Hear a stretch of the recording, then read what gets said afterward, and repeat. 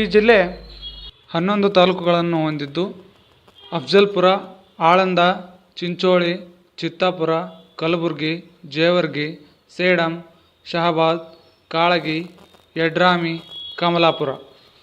ಪೂರ್ವಕ್ಕೆ ಆಂಧ್ರ ಪ್ರದೇಶ, ತೆಲಂಗಾಣವನ್ನು ಹೊಂದಿದ್ದು ಉತ್ತರಕ್ಕೆ ಮಹಾರಾಷ್ಟ್ರವನ್ನು ಹೊಂದಿದ್ದು ಹಾಗೂ ಬೀದರ್ ಜಿಲ್ಲೆಯನ್ನು ಹೊಂದಿದೆ.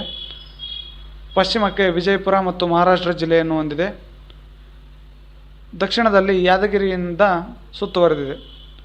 ಇಲ್ಲಿ ಅತಿ ಹೆಚ್ಚು ಸುಣ್ಣದ ನಿಕ್ಷೇಪವನ್ನು ನಾವು ಕಾಣಬಹುದು ಹಾಗೂ ತೊಗರಿಯನ್ನು ಹೆಚ್ಚು ಬೆಳೆಯುವ ಕಾರಣ ಇದನ್ನು ತೊಗರಿಯ ಕಣಜ ಎಂದು ಕರೆಯುತ್ತೇವೆ. ಕೃಷಿಯ ವಿಭಾಗಕ್ಕೆ ಬಂದಾಗ ಪ್ರಮುಖ ಬೆಳೆಗಳನ್ನು ನಾವು ಕಾಣಬಹುದು.